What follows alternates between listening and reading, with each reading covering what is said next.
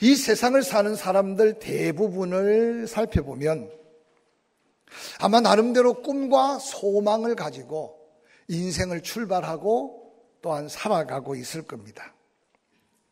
때로 화려한 미래에 대한 청사진을 가지고 있지만, 그런데 어릴 때 꿈꿨던 그 화려한 청사진이 변질되거나 변색되어서 어느 날 이루지 못함으로 인해 또한 좌절하고 절망하기도 하는 것이 인생이 아닌가 생각해 보게 합니다.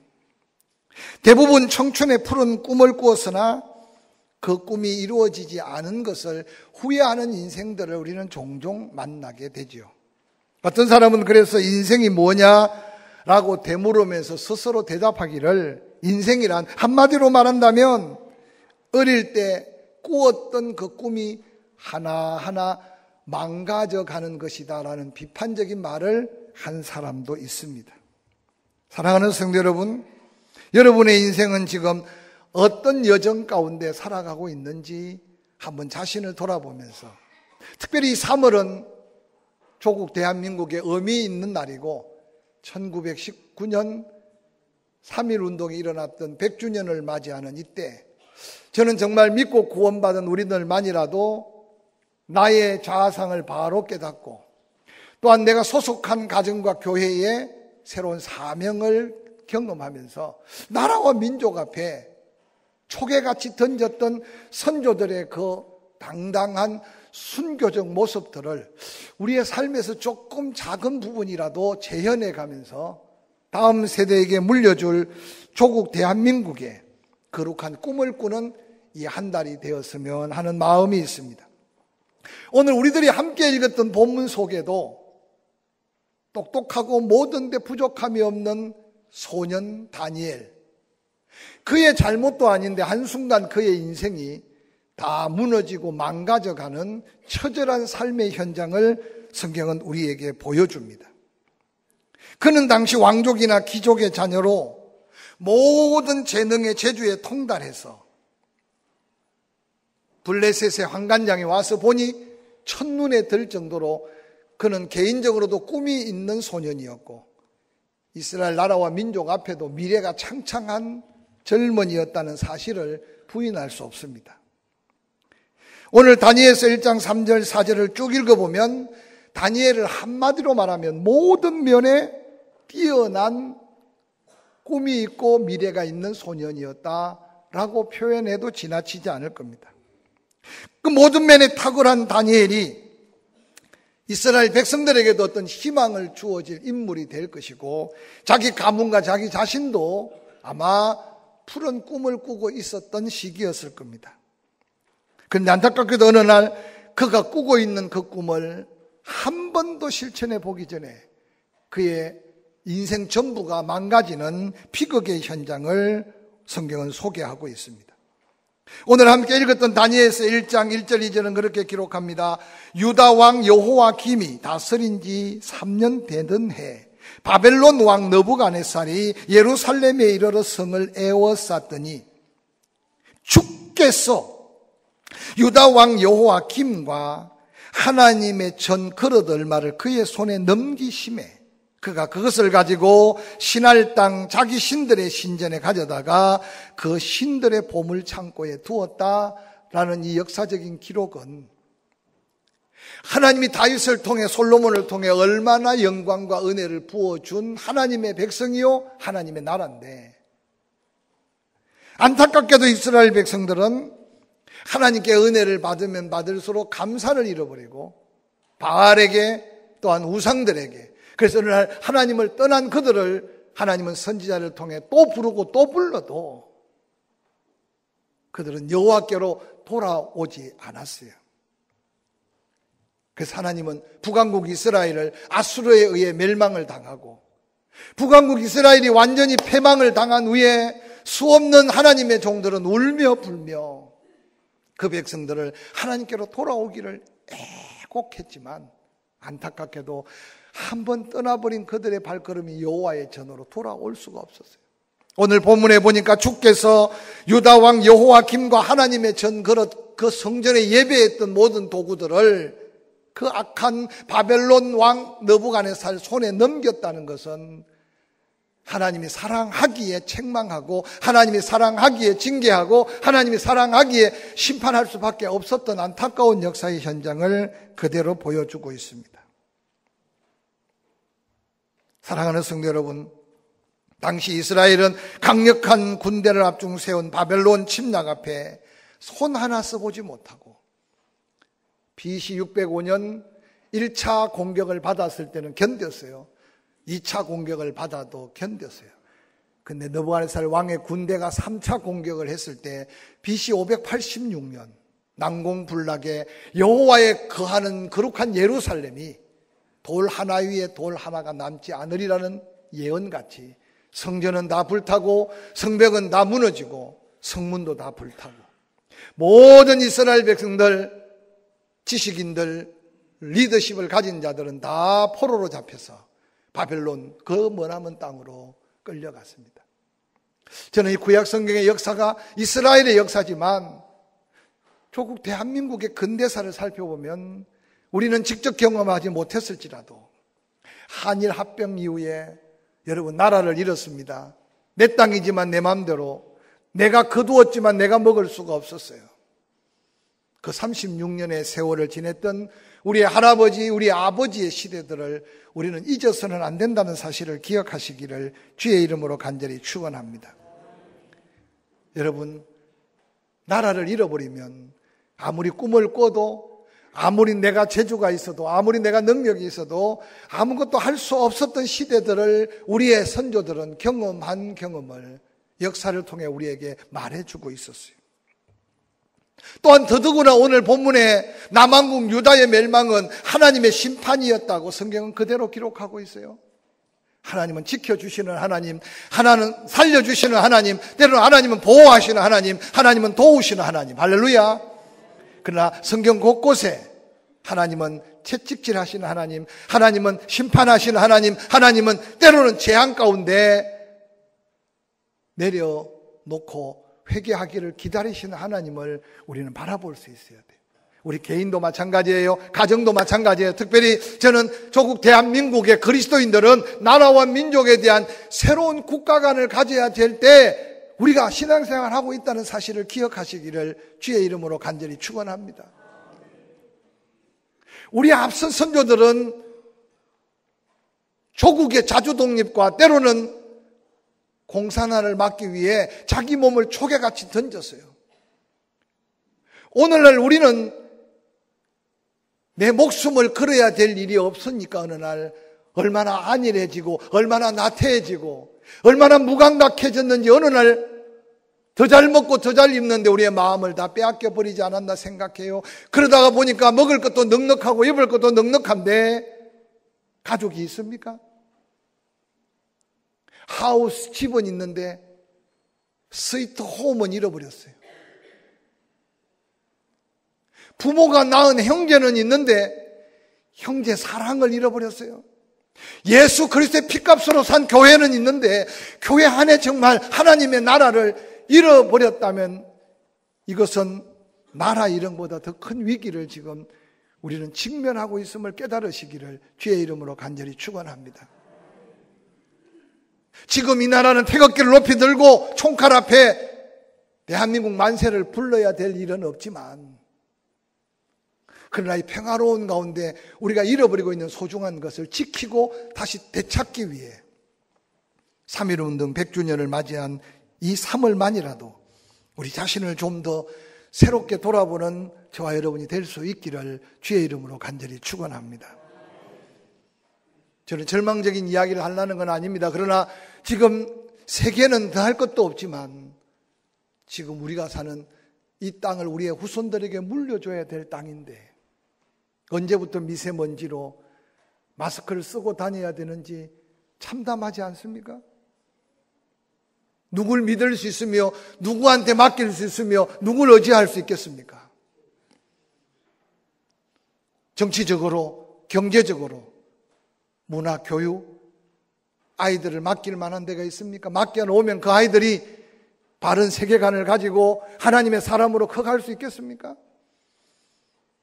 우리는 힘이 부족하고 약할지라도 다시 한번 하나님의 도우심 앞에 서야 할 거룩한 기로에 있다는 사실을 기억하고 평화롭게 밥을 먹을 때, 평안하게 잠을 잘 때, 나의 가정, 나의 자녀를 위해서, 우리 교회만을 위해서 기도해야 되지만 우리는 좀 더 시각을 넓혀서 나라와 민족과 이 민족의 하나님의 뜻을 찾는 기도의 사명자들이 많아질 수 있기를 주의 이름으로 간절히 축원합니다. 나라 잃고 포로로 잡혀간 다니엘과 그의 친구들, 오늘 본문의 주인공들이에요. 그들은 꿈이 있었으나 꿈을 펼칠 수가 없었어요. 그들은 미래가 있었으나 그 젊음에 아무런 의미가 없었어요. 그 머나먼 길 포로로 갔습니다. 왕이 주는 걸 먹고 왕이 시키는 것만 해야 돼요. 한 번 눈에 나면 그들의 목은 그들의 목이 아니었습니다. 그럼에도 불구하고 본문의 주인공 다니엘은 그 엄청난 역경 가운데 더욱 빛난 믿음의 주인공으로 성경에 드러내고 있는 이 모습은 우리를 향한 거룩한 도전이 저는 이 말씀 속에 있다고 저는 확신합니다. 아무리 어려워도, 아무리 힘들어도, 아무리 아파도, 아무리 가난해도, 아무리 약해도 그것이 내 운명을 가름하고 내 인생을 가름하지 않는다는 사실을 믿는 믿음이 있다면 그 모든 것을 더욱더 영화롭게 하는 하나님의 영광을 도전하는 믿음이 있기를 주의 이름으로 간절히 축원합니다. 성경의 위대한 믿음의 사람들은 극한 고통, 극한 환난, 극한 어려움 속에서도 오직 믿음으로, 즉 하나님만 붙들고 의지함으로 그 승리의 자리가 고난의 크기보다 그 역경의 고통보다 훨씬 더 영광스러웠던 것을 성경은 계속 우리에게 기록하고 보여주는 이유는 네가 울고만 있는 게 네 눈물만 아니고, 네가 가슴 아파하는 게 너만 아파하는 게 아니고, 네가 외로워하는 게 너만 외로워하는 게 아니라 그 고난과 고통을 십자가 가운데 주와 함께하면 이미 우리가 괴로움 당할 것 주님이 지셨고 그 고난 속에도 주님의 영광을 덧입혀 주시는 이 놀라운 비밀을 경험해 가서 십자가가 자랑이 되고 십자가가 영광임을 고백할 수 있는 산 믿음을 도전하기를 주의 이름으로 간절히 축원합니다. 오늘 본문의 주인공 다니엘은 극한 역경 가운데 하나님의 영광의 주인공으로 그의 믿음을 더욱더 빛내고 있는 그 모습은 우리에게 거룩한 도전이 되는데, 오늘 본문 3절은 그렇게 말합니다. 왕이 환관장 아스푸나스에게 말하여 이스라엘 자손 중에서 왕족과 귀족 및 사람 흠 없이 없고 용모가 아름답고 모든 지혜를 통찰하며 지식에 통달하며 학문에 익숙하여 왕궁에 설만한 소년을 데려오게 하였고 그들에게 갈대아 사람의 학문과 언어를 가르치게 하라고 명령했습니다. 아마 아스푸나스가 그 바벨론 먼 길에서 팔레스타인 땅까지 쫓아가지 않았나 싶습니다. 그리고 거기에 있는 지도자들에게 이 느부갓네살 왕의 엄중한 명령을 선포하고 온 유다 땅에 쓸만한 사람, 꿈이 있는 사람, 희망이 있는 사람, 미래가 있는 사람, 그들을 뽑아삼아 인터뷰를 했을 것 같아요. 근데 이 환관장 눈에 딱 잡힌 자가 누구냐? 바로 다니엘이었다는 사실을 성경은 우리에게 소개하고 있어요. 하나님의 마음에 합한 자, 그 믿음이 하나님을 기쁘시게 한 다니엘, 그는 어디에 내어놓아도 사람들에게도 관심의 대상이고 사람들에게도 인정의 대상이고 사람들에게도 존경의 대상이 되는 하나님의 신비로운 믿음의 비밀을 한번 기억하시기를 주의 이름으로 간절히 축원합니다. 다니엘과 그 친구들, 아마 이스라엘에 그냥 있었어도 그들은 미래가 보장되었을 거고 주변의 많은 사람에게 칭송받았을 겁니다. 그러나 그의 꿈도 펼쳐보지 못할 위기였으나 그들은 포기하지 않았습니다. 좌절하지 않았습니다. 절망하지 않았습니다. 왜냐하면 아직도 하나님이 살아계심을 그들은 믿었습니다. 믿음의 사람은 현실을 바라보고 절망하거나 자포자기하는 게 아니라 어려우면 어려울수록, 힘들면 힘들수록 더 하나님 앞에 성부수를 거는 자가 믿음의 사람입니다. 이 설교를 듣는 여러분의 삶 가운데 견딜 수 없는 고통이 있습니까? 그래서 복음 생각 가운데 왜 나만 이런 고난 당하느냐고 낙심하거나 실망하지 말래요. 그 고난의 보자기 안에 하나님의 소중한 믿음의 비밀, 때로는 은혜도 축복도 건강도 행복도 평안도 있다고 앞서 경험한 사람들의 고백이 우리도 경험하며 고백될 수 있기를 주의 이름으로 간절히 축원합니다.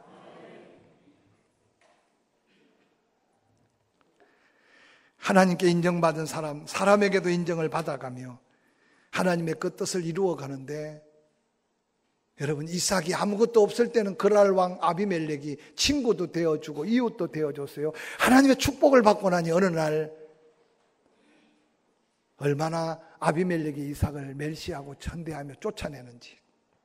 그런데 어느 날 복에 복을 받은 이삭을 찾아와 브엘세바에서 아비멜렉이 고백하는 게 뭡니까? 너는 하나님께 복을 받은 자다. 요셉 그는 여호와 함께함으로 형통한 자였어요. 야곱 그는 비록 20여 년 종살이 했지만 세상 사람들이 다 봐도 하나님이 복을 주신 사람이에요. 언제 우리가 세상에 빛이 되며 언제 우리가 당당하게 가슴을 펴며 내 안에 계신 예수 그리스도를 자랑할 수 있겠어요? 하나님이 나를 존귀하게 여겨줄 때 어느 날 가족에게도 인정받고 세상에 믿지 않는 사람에게도 인정받아갈 때 우리의 입의 말이 복음의 능력이 되고 우리의 삶의 행위가 선한 빛이 되어 그들에게 복음의 빛을 비출 수 있음을 믿으시기를 주의 이름으로 간절히 축원합니다. 다니엘서 1장 5절에 왕이 지정하여 그들에게 음식을 보냅니다. 포도주를 보냅니다. 날마다 쓸 것을 줍니다. 그리고 환관장에게 명령합니다. 3년을 가르쳐라. 그리고 왕 앞에 세워라. 그들 가운데 지혜 있는 이스라엘 백성들의 지혜를 나의 정치적인 곳에 쓰기를 원하셨어요. 그리고 그들 가운데 유다 자손 다니엘을 이름까지 바꿔줍니다. 다니엘을 벨드사살, 하나냐를 사드락, 미사엘을 메삭, 아사랴를 아벳느고. 저는 이 말씀을 읽다가 문득 여러분, 나라를 빼앗긴다는 게 땅만 빼앗기는 게 아니에요. 정신을 잃게 하고 이름을 빼앗기고 글을 빼앗기고 문화를 빼앗기고. 여러분, 일본이 그냥 잠깐 힘으로 지배하고는 동남아 아니면 중국 땅 만주를 생각해서 우리를 길로 사용한 게 아니었어요. 섬나라, 외로운 섬나라, 언제 깔아앉을지 모르는 일본 친구들이 조선 땅을 밟아보니 너무 좋거든요. 그러니까 아예 차지하려고. 그래서 이름을 잃어버렸던 우리의 흔적들을 한번 상상해 보세요. 글을 쓰지 못했어요. 저는 이 말씀을 묵상하다가 아니 지금 우리의 다음 세대들이 이 나라 이 민족이 그런 시절이 다시 올 것을 생각할까요? 지금 이미요 마음 중심을 잃어버리고 생각을 잃어버리고 꿈을 잃어버리고 미래를 잃어버렸다면 일본 압제 가운데 글을 잃고 이름 정도 잃어버린 것보다 더 심각한 위기가 지금 우리가 당하는 위기일 수 있음을 기억하고 조금 더 우리는 영적 전쟁 앞에 깨어서 기도해야 됨을 기억하시기를 주의 이름으로 간절히 축원합니다. 바벨론의 느부갓네살 왕은 이 꿈 많은 소년 다니엘 그의 친구들 그의 인생을 빼앗았어요. 그의 미래를 빼앗았어요. 그의 전부를 빼앗았어요. 그런데 다니엘 보십시오. 다니엘은 그런 형편 사정 환경을 보지 않고 마음을 정합니다. 왕의 음식과 그가 마시는 포도주로 자기를 더럽히지 아니하리라 하고 자기를 더럽히지 않도록 환관장에게 구하고 있습니다. 쉬운 일이 아니에요. 다니엘이 지금 왕이 주는 고기, 왕이 주는 진미, 왕이 보내준 포도주로 몸을 더럽히지 않는다는 것은 당시에 바벨론의 왕의 진미는 단순한 음식 이상의 의미가 있었어요. 그들이 섬기는 신전에 특별히 먹을 육류들을 제물로 드렸다가 그 신전에 드려진 육류를 먹는 것은 신의 은총을 입는 거로 생각해서 당시에 대부분 육류들은 전부 다 신전에 제물로 드려진 것들이 바로 상에 올랐다는 사실이에요. 다니엘이 그걸 알았던 거예요. 주는 대로 먹고 시킨 대로 살면 되지 뭘 그렇게. 여러분 근데 다니엘은 알았어요. 왜 그렇게 하나님의 은혜로 세워졌던 예루살렘 조국 이스라엘이 그렇게 멸망을 당하게 되었는지 다니엘은 알았어요. 그 조상들이 우상을 섬기다가 하나님의 심판 때문에 그 나라가 망했다는 것을 다니엘은 알았어요. 그래서 우상을 섬겨도 죽고 안 섬겨도 죽는다면 우상을 안 섬기고 죽겠다는 순교적 각오가 다니엘의 믿음이라는 사실을 기억하시기를 주의 이름으로 간절히 축원합니다. 할렐루야. 이제 우리가 믿음을 지킬 때요, 이러한 결단으로 지켜야 될 때 우리가 살고 있음을 기억하시기 바랍니다. 옆 사람 쳐다보고 좀 격려합시다. 적당하게. 교회나 다니지 마시고 예수 믿고 믿음으로 삽시다. 할렐루야. 할렐루야. 아니요, 정말 우리 시대가요, 목숨을 걸어야 할 결단은 다니엘의 믿음이었어요. 우상숭배는 곧 하나님의 진노, 하나님의 심판. 오늘 이 나라 이 민족이 이 신앙으로 우리 자신의 믿음을 지키는 사람이 몇이나 되겠습니까?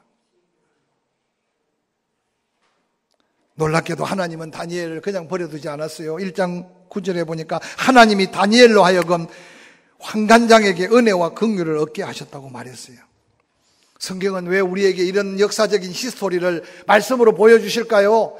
다니엘이 그렇게 믿고 그렇게 순종하며 나아가는 걸음에 하나님이 함께 하셨듯이 우리도 그 걸음을 배우고 그 믿음을 따라 실천하면 다니엘의 하나님이 나의 하나님, 다니엘의 하나님이 우리의 하나님, 할렐루야.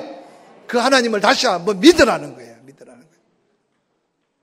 한편의 설교로 듣고 지나가지 마시고, 주일날 설교가 기억나지 않으면 유튜브에 들어가서 조건식 치면 그동안 이제 CBS가 주일 설교를 계속 내보내서 또다시 들을 수 있어요. 끊임없이 말씀 앞에 서십시오. 끊임없이 믿음으로 도전하십시오. 할렐루야. 다니엘은 자기 목을 걸 만한 가치를 알았어요. 그런데 놀라운 것은 한간장도 자기 목을 걸고 있다는 사실이 얼마나 놀라운지 몰라요. 다니엘서 1장 10절에 이어지는 한간장이 다니엘에게 말합니다. 내가 내 주 왕을 두려워하노라. 그가 너희 먹을 것과 너희 마실 것을 지정하셨거늘 너희의 얼굴이 초췌하여 같은 또래의 소년들만 못할 것을 보면 내가 목이 날아간다. 이게 바로 현실이었어요. 하나님이 한간장에게 은혜를 베푸는 게 뭐냐 하면, 다니엘은 믿음 때문에 다니엘은 하나님의 영광을 드러내기 위해 목을 걸었지만 한간장은 목을 걸 만한 사명이 있는 사람이 아니었어요. 근데 다니엘의 그 결단을 보고 한간장도 자기 목을 거는 거예요. 저는 이 말씀을 묵상하다가요, 여러분, 내가 이해하지 못해도 하나님이 만져주시면 오해가 풀리고 아멘 좀 해요. 내가 도저히 사랑할 수 없어도 그냥 사랑하려고 몸부림치면 하나님은 상대를 바꾸어서 사랑할 수밖에 없도록. 여러분, 저는 이 민족이요, 이 하나됨의 역사가 필요해요. 할렐루야. 우리 교회는 국회의원은 없으니까 하는 말인데, 국회의원이 뭡니까? 맨날 싸우기만 하고. 그래서 어떤 사람은 국회를 또 이게 잘못 인터넷에 오르면 곤란한데, 있어야 돼요. 그러나 하나 돼야 돼요.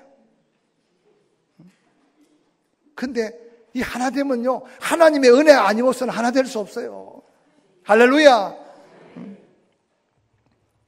오늘 한간장에게 은혜를 베푸셨던 하나님이 우리의 삶 가운데 변할 수 없는 사람에게 하나님께 은혜를 베푸시고, 불가능한 일 가운데 은혜를 베푸시고, 할렐루야, 회복 불가능한 육체에 하나님의 은혜를 베푸셔서, 고령화 시대인데 언제까지 병원만 찾아다닐랍니까? 언제까지 아픈 것 때문에 스트레스만 받고 살랍니까? 아프지만 감사함으로 한번 도전해 봅시다. 힘들지만 하나님 앞에 헌신하면서 도전해 봅시다. 때로는 경제 사정이 안 좋아 가난하지만 하나님 앞에 드릴 걸 정직하게 드려가면서 하나님의 긍휼을 베푸심의 은혜를 도전해 봅시다. 할렐루야. 믿음을 따라 순종하는 다니엘을 하나님이 도우셨어요. 한간장의 마음만 바꿔놓는다고 되는 게 아니었어요. 오늘 다니엘서 1장 14절에 보니까 그가 그들의 말을 따라 열흘 동안 테스트를 하셨어요. 열흘 후에 그들의 얼굴이 더욱더 아름답고 살이 더욱더 윤택하여 왕의 음식을 먹은 다른 소년들보다 더 좋아 보였다고 성경에는 기록해요. 또 믿음 없는 사람들은 채식은 역시 좋은 거야, 그렇게 생각하지 마세요. 여러분, 뭘 먹느냐가 중요한 게 아니라 하나님의 은혜로 사는 게 중요한 거예요. 얼마나 잘 먹느냐가 중요한 게 아니라 하나님의 은혜가 있느냐 없느냐가 중요해요. 운동도 하세요. 좋은 것도 잡수시고 음식도 구별해서 드시고, 그러나 기억하세요. 아무리 내가 애쓰고 힘써도 하나님의 은혜가 임하지 않으면 여러분, 한순간에 우리 생명 끝이에요. 열흘 후에 테스트를 했어요. 뭐 열흘 만에 뭐 큰 변화가 있겠어요? 이게 바로 하나님의 도우심이라는 거라니까요. 이게 바로 하나님의 은혜라니까요. 할렐루야. 그 어려운 나라 살림에 무슨 다니엘이 예루살렘에 고기를 잔뜩 먹었다고 거기 와서 고기를 끊고, 그게 아니잖아요. 하나님의 영광 때문에, 믿음 때문에, 신앙의 양심 때문에, 아니 조상들도 우상 숭배해서 나라까지 다 잊어버렸는데 내 인생 하나 바꿔놓겠다고 내가 우상을 숭배하면 되겠냐. 미래가 보장되어 있지 않지만 하나님 앞에 젊음을 걸고 목숨을 걸고, 그러고는 채소만 먹었어요.